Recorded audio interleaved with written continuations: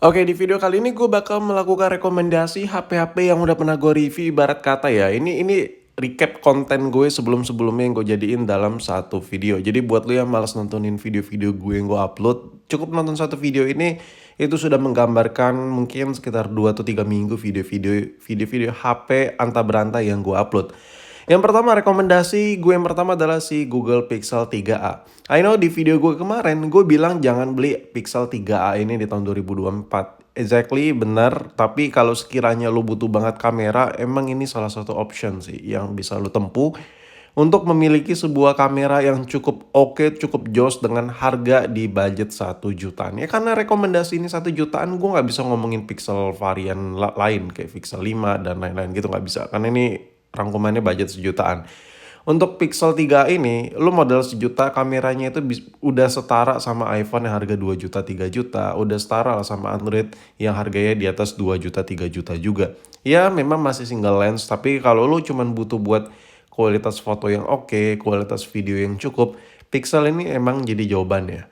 Oke, rekomendasi gue yang kedua adalah di iPhone 7. iPhone 7 kenapa jadi rekomendasi gue yang kedua? Jawabannya tidak salah dan tidak bukan, karena HP ini sebenarnya untuk dari sisi fungsionalnya masih bisa dipakai. Tapi tar dulu. Dengan catatan nggak ada gaming-gamingan di HP ini, dengan catatan pemakaian yang ringan-ringan aja. Nah karena budgetnya tuh mepet terbatas, tapi lu pengen punya iPhone di budget 1 jutaan yang ngebet bisa dipakai buat daily, ya ini salah satu optionnya sih. Dengan kameranya masih single lens juga kayak Pixel. Untuk video recording ini kayak ya udahlah so-so lah, bisa lah buat nyamain si Pixel juga untuk video recording ya. Minusnya di iPhone 7 ini kameranya miskin fitur karena masih satu lensa. Oke, rekomendasi yang ketiga maksud gua, iPhone 7 Plus. Nah, kalau ini lebih-lebih lagi, cuman bedanya budgetnya ini kayak hampir 2 juta gitu cuy, tapi masih dalam kategori 1 jutaan. Di iPhone 7 Plus ini kesempurnaan handphone yang bisa lo milikin dengan pemakaian daily ringan. Jadi kalau lo tangannya tuh kayak mageran main HP, tapi lo pengen punya HP yang sempurna, tapi budgetnya kayak 1 juta, di bawah 2 juta gitu, tapi lo pengen punya iPhone 7 Plus ini adalah jawabannya.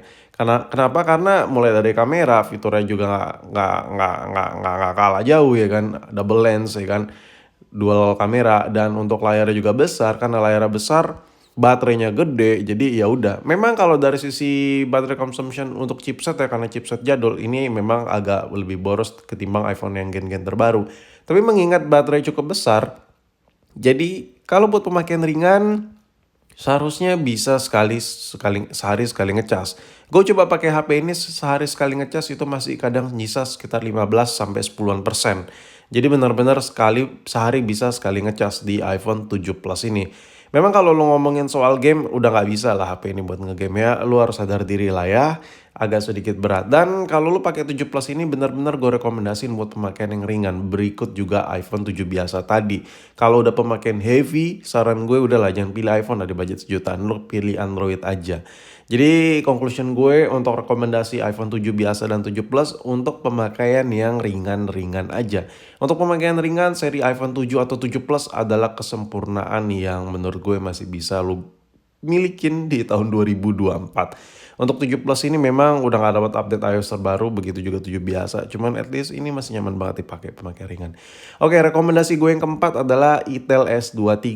Gue sempat bilang ya, dalam kondisi baru HP ini tuh tidak terlalu worth it. Worth it sih, cuman masih ada celah buat gue bully nih HP. Tapi dalam keadaan second, di harga di bawah 1 juta kayak ratusan ribu gitu, lu dikasih storage yang besar. Gue gak bahas RAM ya. I know semua orang udah pada tahu lah RAM besar di Intel itu kemampuannya sampai mana sih, bisa di-push sampai mana sih. Jadi gini, gue kenapa rekomendasiin Intel ini di rekomendasi gue yang keempat, karena ini bigger storage ya. Lu kayak pakai HP lain nih harga ratusan ribu menyentuh 1 juta, lu nggak bakal bisa ngincar sebanyak Intel untuk storage ya. Salah satu storage terbesar, terboros sih.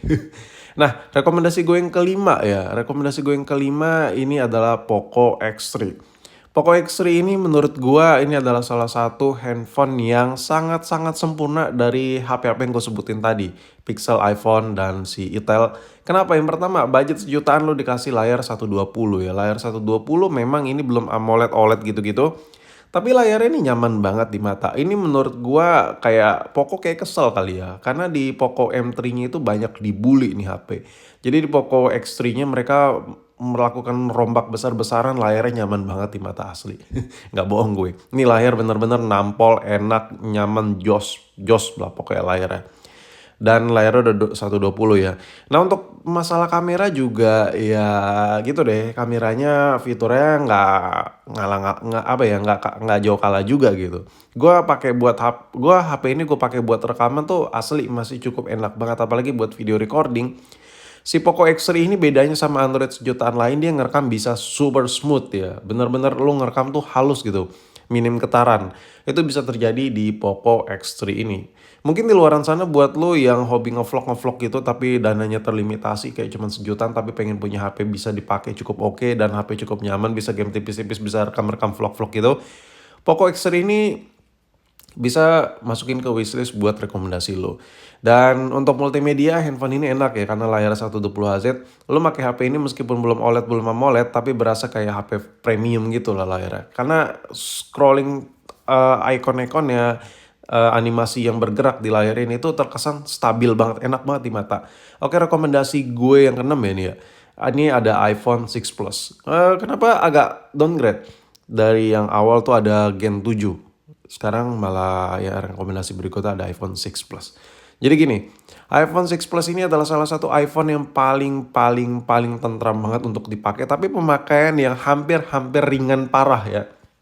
Jadi buat lu yang pengen punya iPhone buat multimedia only, kayak pengen dengar musik, cuman pengen nonton video, ini adalah salah satu jawabannya. HP ini kalau rusak spare partnya murah banget. Jadi kayak lu minim budget lah di handphone ini. Kalau iPhone 7 Plus, iya layarnya, kameranya masih lumayan boncos kalau rusak. Kalau HP ini benar-benar murah meriah.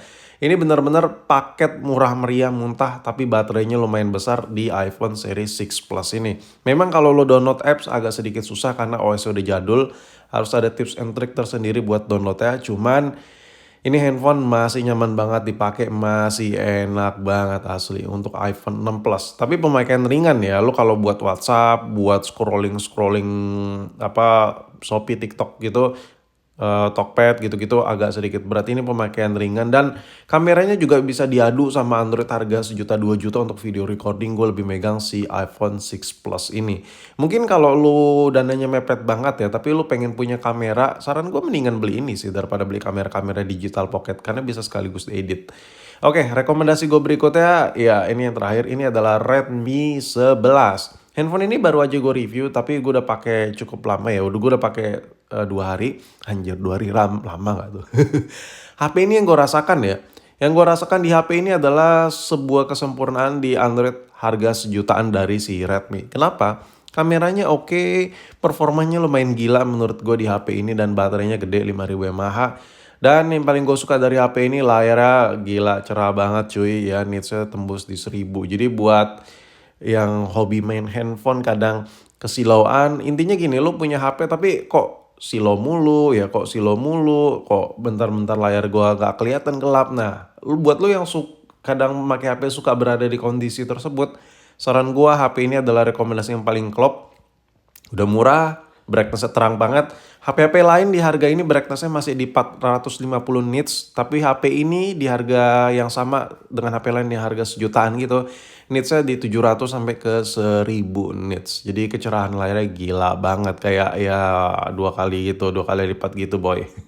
Jadi ini gila sih, ini adalah salah satu option yang menurut gue oke punya, dan RAM-nya 6 GB bisa plus 2 juga. Jadi total RAM 8 GB. Kalau dibandingkan dengan Itel, performanya jauh lebih cakep ini daripada Itel yang RAM-nya 16 GB. Ini adalah Redmi 11, salah satu rekomendasi yang paling oke. Makanya gue taruh di akhir video. Karena dari handphone-handphone yang gue bahas tadi, handphone ini yang paling the best menurut gue di budget 1 jutaan.